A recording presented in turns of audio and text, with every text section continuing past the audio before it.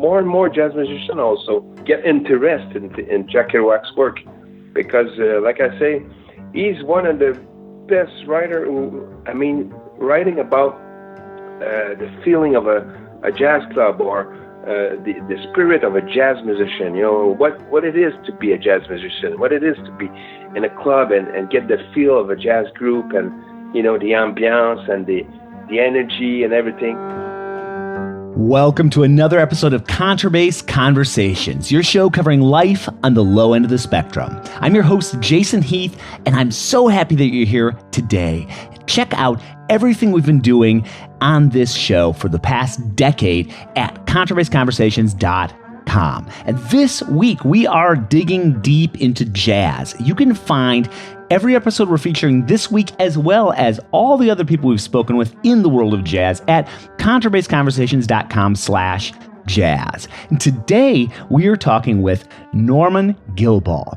And Normand's a great example of jazz. It's just kind of a catch-all term in so many ways. I mean, that barely begins to scratch the surface of what Normand's up to in the world of music. So we use the label jazz. It's nice. It's simple, one syllable, but man, does he do so many things. He has been active on the Montreal jazz scene since the mid-'80s, and he works in so many different genres. So we dig into a lot of that. This is such a fun conversation. We talk about Normand's aboriginal music roots and how he's been exploring that recently. He's French-Canadian. We talk a lot about Jack Kerouac, the Beat Generation spirit, and how gravitating toward poets and writers can change your musical outlook.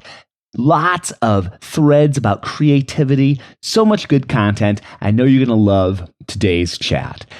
And before we get going, I'd like to thank D'Addario Strings and let you know about our latest giveaway. You have a chance to win a set of Kaplan strings. D'Addario is giving away 10 sets to Contrabass Conversations listeners. And you can enter this giveaway at contrabassconversations.com/strings. Kaplan's rock. They're on my bass right now. They sound great. This buttery, rich sound, great pizzicato, great arco. Jazz players use them. Classical players use them. They're available in solo tuning, orchestra tuning, light, medium, and heavy tension, C extensions. What more do you want? Fantastic strings. And thanks, D'Addario, for sponsoring the podcast. Thank you also to the Violin Shop, which offers the Southeast's largest inventory of laminate, hybrid, and carved double basses. And they have a great selection of bass accessories as well. They carry all the essential double bass accessories and gadgets like pickups, strings, bow cases, wheels, bass covers, mutes, quivers, rosin, polish, and more. Check them out at bassviolinshop.com. Also, be sure to check out Rosin Saver, which is a revolutionary storage device that keeps bass rosin feeling as fresh as the day it was made. It was developed in Sweden by a pair of professional bassists and Rice graduates. And what makes bass rosin so soft and sticky? I did not know this until I started learning about Rosin Saver. It's the addition of natural waxes and solvents. So basically, as these evaporate, your rosin becomes a dry, powdery, and useless mess. You've probably experienced this. So I have a special offer for all of you. If you use the promo code HEATH at checkout, that's HEATH, you get 10% off any and all orders from rosinsaver.com. All right, here we go with our conversation featuring Normand Guilbeault. And you're going to be hearing some very eclectic music at the beginning and ending. And check out the links in the show notes for more information on everything that Normand's up to. Canada speak now, and let the assassin react know that a Canadian must be like an ancient Roman, free from injury wherever he goes. I love what you're doing. It's so fascinating because it's like, I mean, I wouldn't even know how to describe what you do. I guess there's like a jazz element, but then you also have these the like aboriginal kind of. Can you describe? Yeah, sure. Well, my roots are French Canadian, but I'm also a Métis. From my ancestors. Okay. Actually, I had ancestors on my father's side who were American, actually. Well, they were what we call the voyageurs, They were the fur trader, and they married Indian women. And, Kaskaskia, I got some roots in, I would say, close to Chicago, maybe in between Chicago and New Orleans, somewhere in there. And it's all that big family, Anishinaabe, Algonquin family. And on my father's side also, and my mother's side also, I have Aboriginal roots. So, it's always been there, although at the beginning of my career as a jazz musician, it was not that important. It sort of came out in the last 12 years, where everything sort of became more important with the musical direction I was taking, Before that, I was just trying to hang in there. I was always, very motivated by music. Music was part of my life very, very early. My mother was a singer, not a professional singer, but a good singer. And music was always present at home, And she was listening to all the great singers like the women like Ella Fitzgerald, Sarah Vaughan, name it, and Frank Sinatra and Tony Bennett. All this music was played at home. And basically, I would say these are my first influence. Also, my French-Canadian roots were important, and all the jigs and the reel and all that sort of traditional music was there. And, coming back to this Aboriginal roots, the last 12 years, you read a little bit my CV, so you see that I've been, working a lot with people who are involved into that Aboriginal scene in Canada and mostly in Quebec for me. And, all this sort of, met somewhere in my life and in my career. I've been playing music for 35 years now, almost my career. So I started, I was 20, and now I'm 58. So, it's like a lot of ways here and there's where I took something here and did some study in classic, and then made a radical move to jazz, and suddenly I became a jazz musician for the last, all that time, actually, since 1980, I've been mostly recognized here as a jazz musician.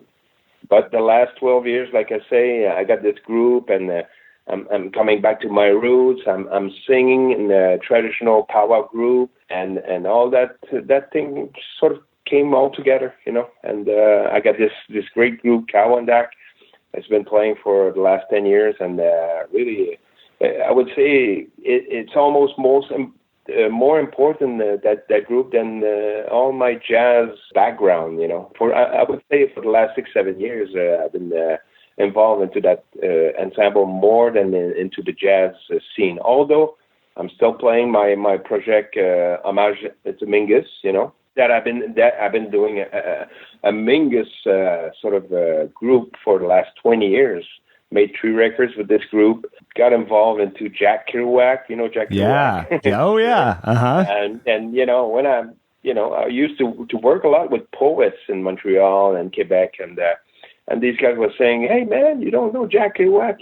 He's a real jazz lover and everything, and you should check him out." And surely, when I checked out that guy, and I listened a little bit to the tapes that he left, his prose and everything, I heard the music in it, and his love for jazz. Well, he described scenes in clubs, scenes and the jazz era and idiom.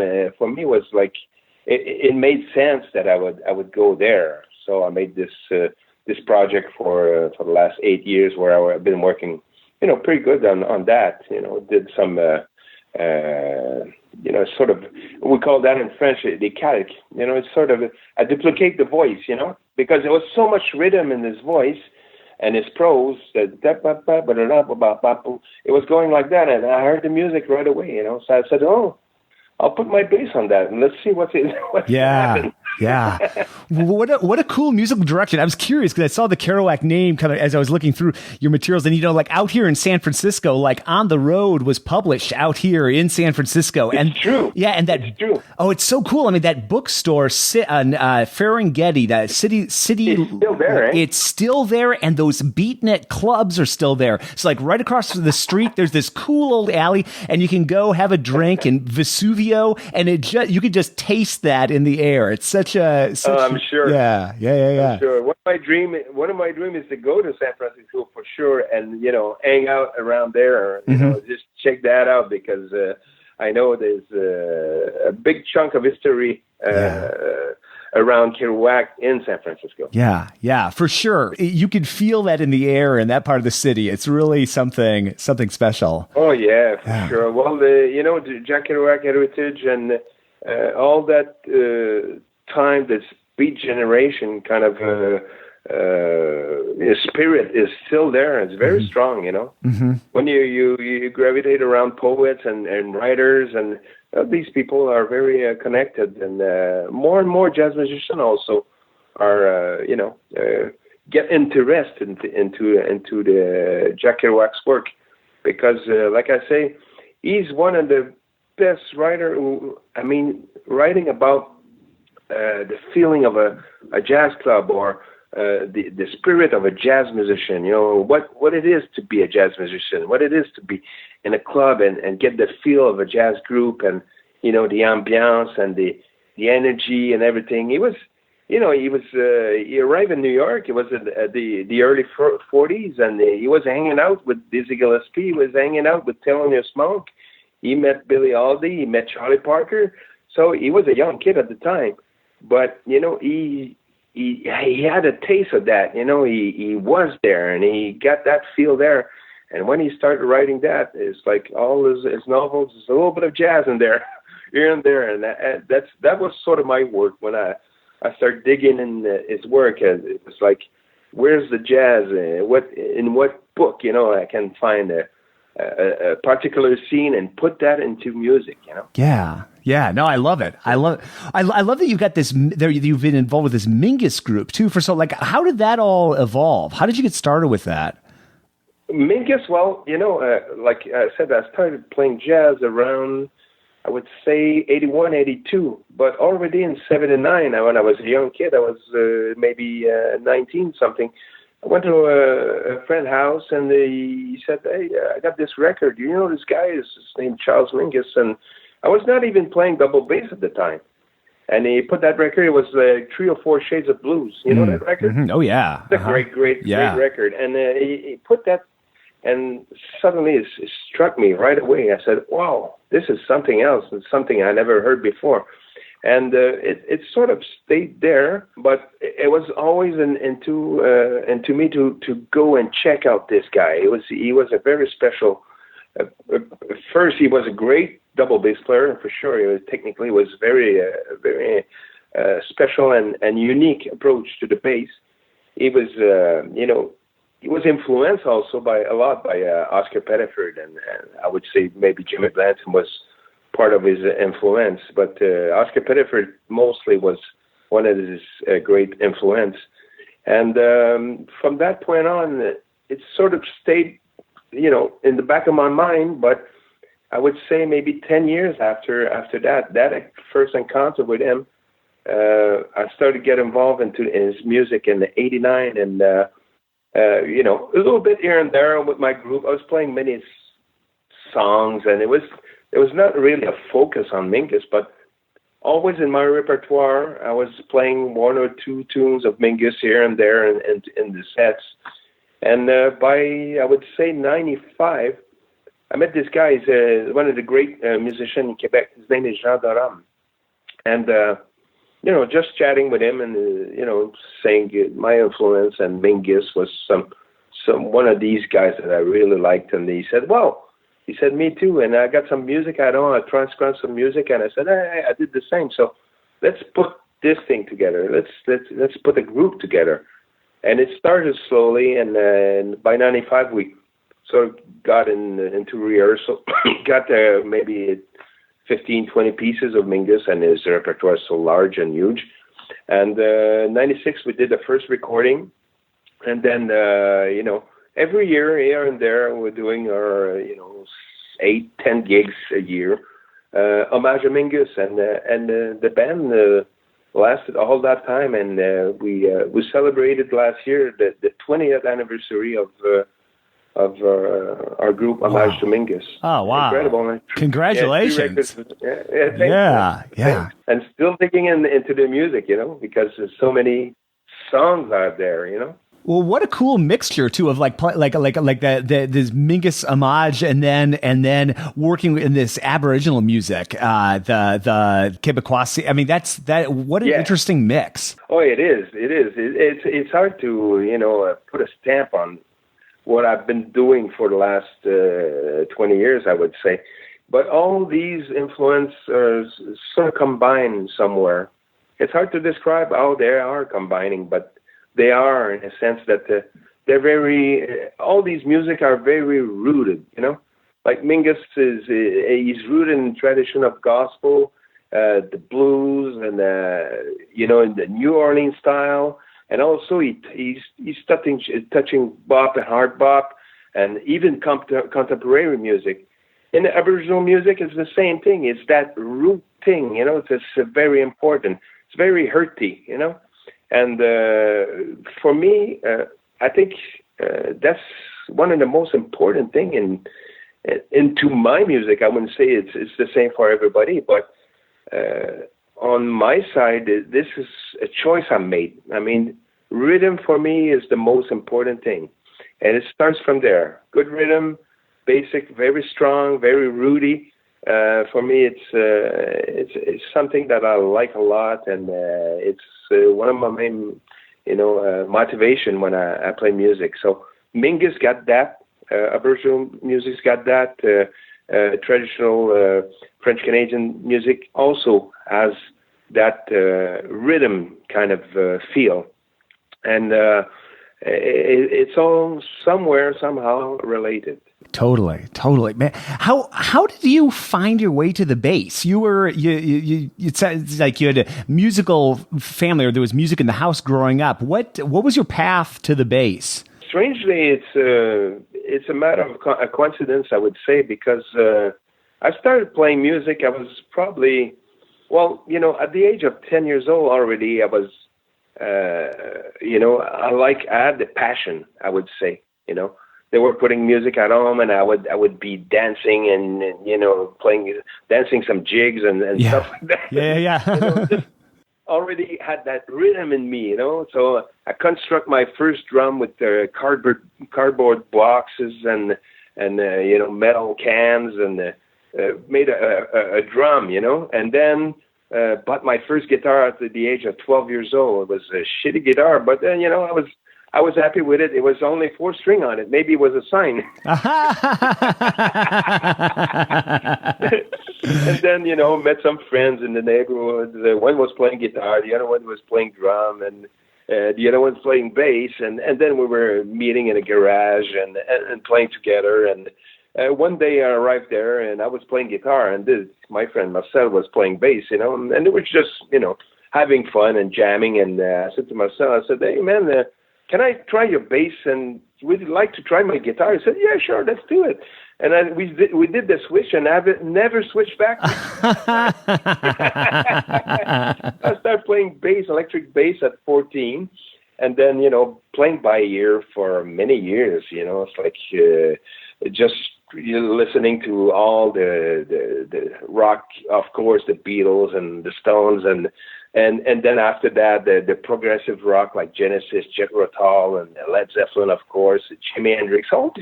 All these influences were there, and I was, sort of copying the bass line and getting more and more involved into music. And like I say, I think I was driven by this passion, and like it was sort of natural when I said to my mother. She said, Norman, you can't really make a living with music. You have to find yourself a job and, come into the shop and you get a good life and get a car, you get a house, and you get everything. I said, Mom, that's not what I want to do. I want to play music, you know? Yeah. I want to do music in my life. And she said, man, you got to pay some dues. And she was right, but it was stronger than anything, you know? I had to make this move into music. And by the age of 19, doing many jobs here and there as a postman and doing, you know, working in factories and here and there. And suddenly I got this hat where there was a double bass for sale. It was like a $500. It was really, it had, the only thing she had about the double bass was the name, because it was like the action was so high. Oh, no. It was a plywood bass, and it was pretty beat up, you know. But I was happy to, you know, to buy it and try. So I said, okay, I'll try that. I've been playing electric bass for 5-6 years. I might be okay to play double bass, but I realized I couldn't do it really by myself, you know. So I got my first teacher, and then called some schools in Montreal, and got to a college, and they referred me to one of the first chair. I think the first chair of the Montreal Symphony at the time. His name was Anthony Di Chiaro. He was Italian, and he was a great bass player, and he was, you know, teaching in private. So I called him up, and he said, yeah, come down. And, you know, every week I was there studying with him, and I think he saw the potential in me, because after a year and a half, he said, Norman, he said, if you want, I'll help you pass the audition at the Conservatoire in Montreal. So I went in, and of course, got accepted out there. I did 2 years at the Conservatoire with another great teacher, Roland Desjardins, who was the first chair in Quebec Symphony. And then, and from that point on, and I also got involved into jazz with the students out there. Many of these guys were already involved into jazz, great saxophone players, drummers, and all these guys were sort of initiating me into what's good jazz, you know, like Miles Davis, John Coltrane, and many good players out there, and things that I didn't really know, you know. So, and my teacher at the Conservatory said, Norm, he said, you know, you're okay as a musician, as a classical musician, but I think he said, I really think you're a jazz musician. Okay. And I really think you got that feel, you got that thing, you know, for jazz. And he was honest with me, you know, and I really appreciated that, because it's true that classical music was not my background, you know, basically. It was not a natural thing. I made my effort and everything, and I made, you know, a couple of years in there, and then I went to Concordia University in Montreal, and the University de Montreal, studied here and there. But, you know, basically, I felt the same as he was saying. I felt that I was more a jazz musician than anything else, and from that point on, jazz was all my life. And since 1981, 82, I've been a jazz musician full time. Yeah. Yeah. Well, it's fascinating, like the evolution your career has taken. It sounds like over the last few decades. I'd love to, and you sent me this great clip I checked out with Wes Montgomery talking about Nelson Simon. So he was somebody that you got connected with early on. He sounds like he was just a monster guitar player. What? Oh, yeah, incredible. Yeah. How did that? I was lucky. Yeah. Really, I was lucky, man, to meet Nelson Simon, because Nelson moved in Montreal like at the end of the 50s, and he was, you know, just playing here and there all around. And when I came in on the scene, I met this piano player, Jean Baudet, who's a great piano player into the jazz scene, and Jean was already playing with Nelson, you know, as a sideman. And one time he said, hey man, I'm looking for a bass player. You feel like playing with Nelson Simon? I didn't know who was Nelson Simon, you know. He said, man, this guy is a legend. I'm telling you, man, this guy is an incredible player. Nobody plays like Nelson Simon. And so I started playing with Nelson in 1984, and I think I almost played 16 years with Nelson, on and off.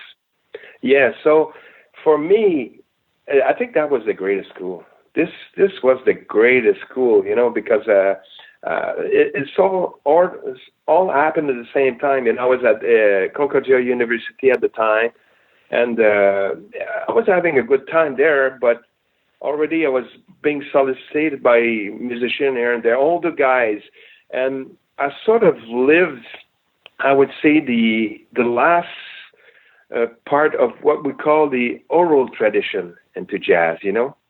All the Afro-Canadian, Afro-American who were living in Montreal and were based in Montreal were, you know, working pretty much in Montreal. It was when I go back to that time, there was about 7-8 clubs around town, and the bass player, maybe we were 20 bass player playing jazz, not much more. Today in Montreal, it's only got 1 or 2 jazz club and 500 bass player. Yeah. playing jazz, you know? So you can see the scene, you know? Yeah. It was a total other time. So I quit school, and I was working already pretty much, you know, here and there. And Nelson, it's hard to describe this man because as much as he was a genius, and his approach to the guitar was something very special, I never met a man that humble and without any really ambition, you know, as to become somebody like Wes Montgomery was an international star, you know. He had the potential, and Wes Montgomery was saying it, you know. He said, "Man, if this guy is coming in, I'm finished." Yeah, I know. And it's incredible because he had that thing, Nelson. He was incredible when you played with him. It was a driving force that really I never met that before and after. He died in 2008, and really Nelson is a unique person, and for me, like I say, it's probably the most important school that I went to. And I used to go to his place, and he was living very humbly, a little 1.5 with his little TV on the corner, black and white TV with a coat hanger on as an antenna. Sure, right. And, little couch here and there. Nothing in his house, but this man was dedicated to his heart. Yeah. So much. He was playing every day. He was practicing all the time. And he used to call me, "Hey, Norm, what you doing, man? Come down. Come and play. Let's practice, Oh, cool. And so we, it was magic. It was the greatest school. And still today, all his teachings are, very important for me. And I try to communicate that to the younger musician when I meet them. Mm-hmm. What a special time to be to hit the jazz scene. I mean, it sounds like such a vibrant Montreal, like with the 7-8 jazz clubs, and just like that must have been, in retrospect, like such an incredible time to land in the scene. Oh yes, yeah. Yes. I couldn't really see at the time though what would become the jazz scene, and actually the jazz scene has been decreasing. I think everywhere in the world.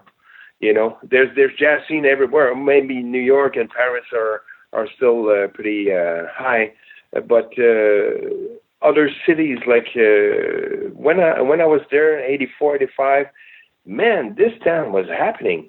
I was working all the time. I was playing, meeting musician, older musician, younger musician, experienced musician, less experienced. It was just a melting pot, black, white, just mixing up. It was incredible. And today I look at it, and for the last 10 years, I would say, and strangely, it's I would say that the changes became more important when the festivals came in. Like Montreal's got one of the hugest jazz festival. And when I say to people, people who are not really involved into jazz, when I talk about that, they're really surprised. But it's a fact that when the festival, not at the beginning, I would say the first 10 years, like the Montreal Festival began in 1980. And by 1990, the scene, the jazz club was closing. We're closing one after the other one and after the other one. And at the end, it was 2-3 clubs here and there, and really having a hard time. And it seems like the general public had the impression that jazz was something that was only happening 2 weeks in a year, and the rest of the year it was not there. And before the festival, it was like, I would say, it was 10 clubs happening. The clubs were full. People were coming out. They didn't mind paying a cover charge and everything. And then the festival came in and said, "Oh, the shows are free now."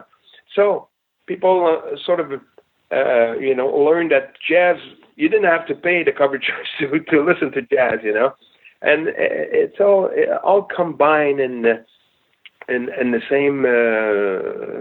same time. And I would say by the 90s, we felt a decline in the scene, and today it's almost pathetic. Yeah. No, I know. Incredible.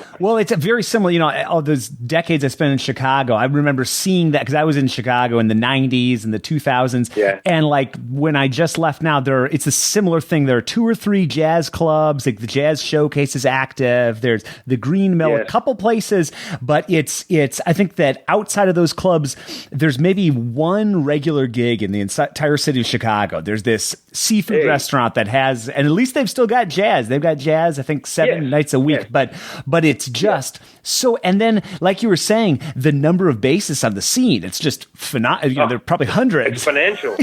Oh man, it's incredible. That's what's the most amazing. And that's another fact, a very important fact, is that jazz, like I was before, I was talking about the oral tradition. Jazz was not in the schools in the 70s. Jazz was something you met older musicians, and you were coming on stage with them. And if you would come with your fake book, they would say to you, "Hey man, leave your fake book at home. Don't bring that fake book here. Open your ears. Hang on, man, and catch what you can." And that was the old school. That was the way to learn jazz, And as soon as the faculties, the university, the college, and then they had jazz program, and it all began at the beginning of the 80s, and the same time as the festival. And that sort of brought in another thing that I wouldn't say didn't help jazz, but transformed the scene, because now what we have is a lot of musicians are well-scholared and everything, but they have no place to play. And what happens is that all they do is they become, they're student, and then they become teachers, and then they teach to young students who become teachers. Yes. And the tradition is more into this scholar thing that's going on, and meanwhile all these musicians, I'm not saying all these musicians, but I mean many of these musicians don't have that stage experience, oral tradition experience with older musicians. It's something that somewhere got lost into the 80s and the 90s.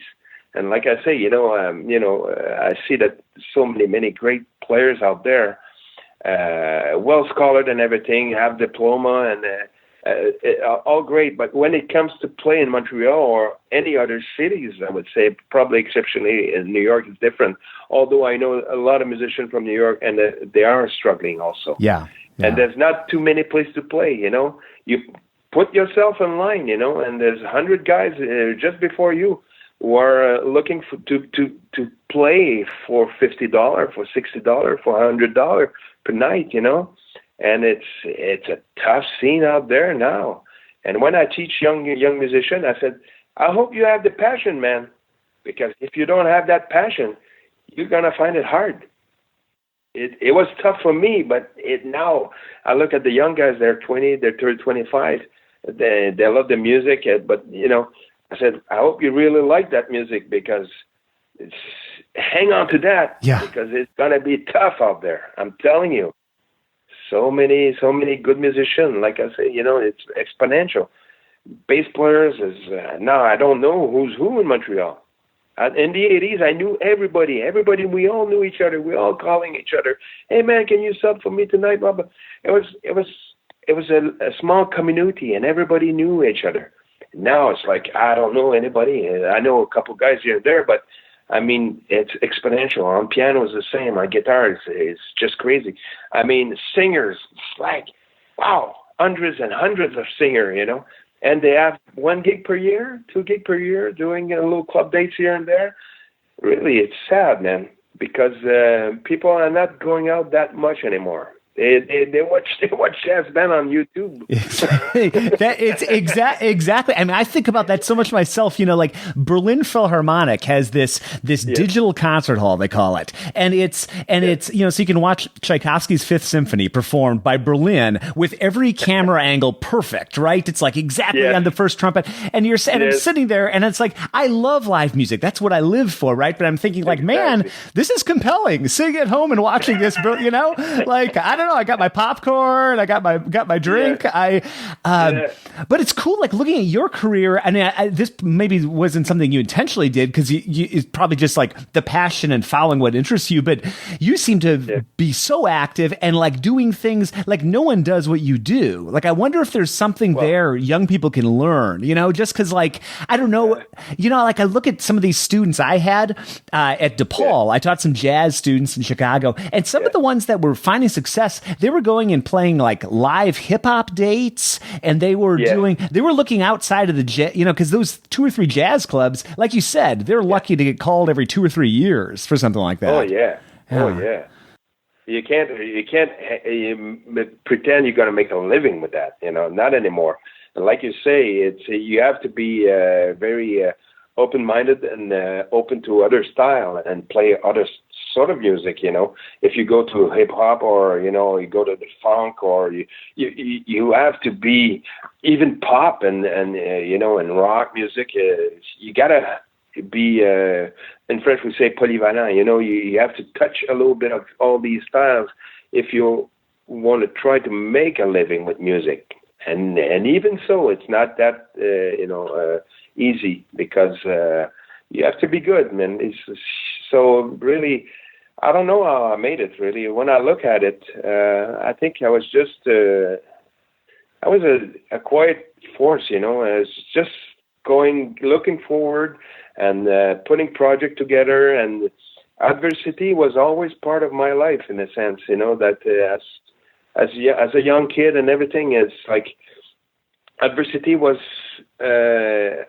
I was eating at the same table as adversity. So right. For me, in my career was based on that also. You know, people say, hey, no, man, it's not going to be possible. Blah, blah. It's not possible. Don't tell me that.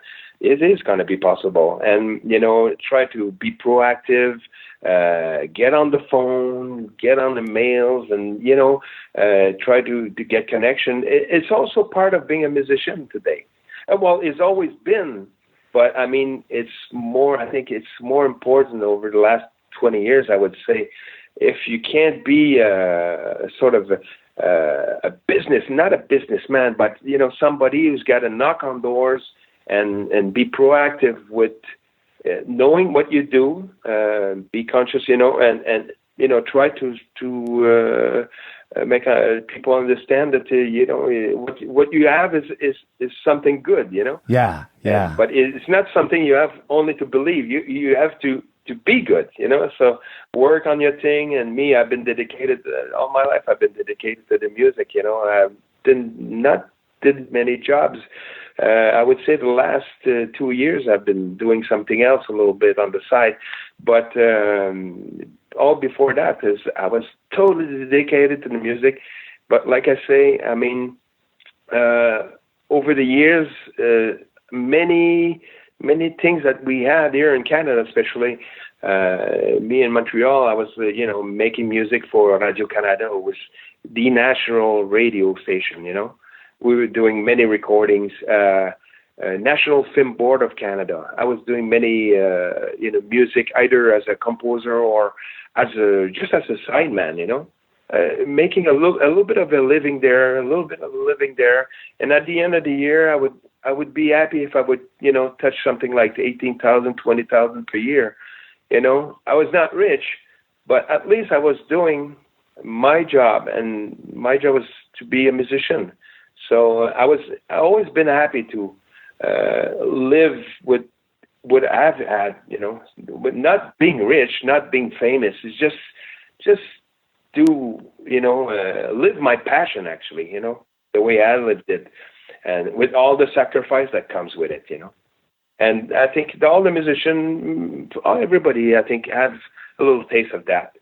But in the jazz scene, I think it's more important. Over the last 20 years, it's been very important because all these things, these acquis we had, we all lost them somewhere because the government is cutting here and the other government is cutting there.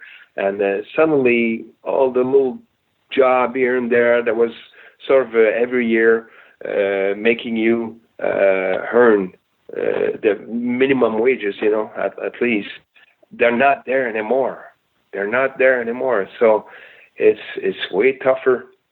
But I never stopped believing that still I can make it, But it's not easy, I will tell you. But I've been, like I say, I've been knocking on doors and try to sell my things and come back with a new project all the time because it's pretty fast that people say, oh yeah, we heard your project, So you have to come up with something else, something new, because if it's not new, oh well, he's done that 2 years ago or he done that 3 years ago, so we won't hire him.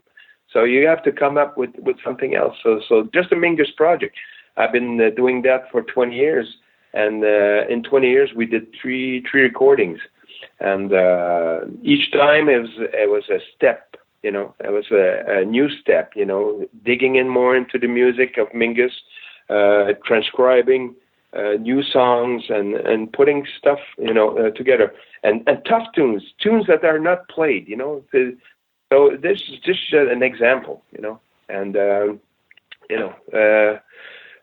really when I think about it, I feel lucky. I feel lucky that I'm still there and still passionate by the music and still got the flame. Yeah. Well, and how exciting is it to take on these new projects, to not be just like the guy known for the same one act that you do for a decade. Exactly. But that's sort of the excitement, and it's not easy, like you said, but that's part of what's so cool about being able to live your passion. Like you said, if you can make it work. No one ever said it was easy, but it's and it's obvious that you've been doing that. It's just super cool. Like, I'm just totally digging. I can't wait to follow along with what you got up to next. It's super exciting.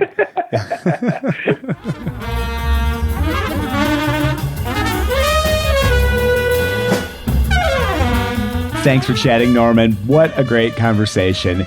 And check out the show notes for links to what Norman's up to. What a fascinating career path you've had. And it's just such a great example of following your muse and following different paths, and who knows where they might lead, and these great creative opportunities that you create for yourself. You're a great example of what I love about what's going on in the music world today. And again, ContrabassConversations.com/jazz will let you check out all of these people we're talking with. Like I said at the beginning, jazz, what does that, it's like a catch-all term. It's a 4-letter word, but a good 4-letter word. And so Ron Carter, Carlos Enriquez, Chuck Israels, Todd Kuhlman, so many of the other art, in addition to the people we're talking with this week. You can find them all there, and in the future, anybody we talk to in the world of jazz will be there. We will see you again very soon, tomorrow actually, for more great content about jazz here on ContrabassConversations.com, your home for life on the low end of the spectrum.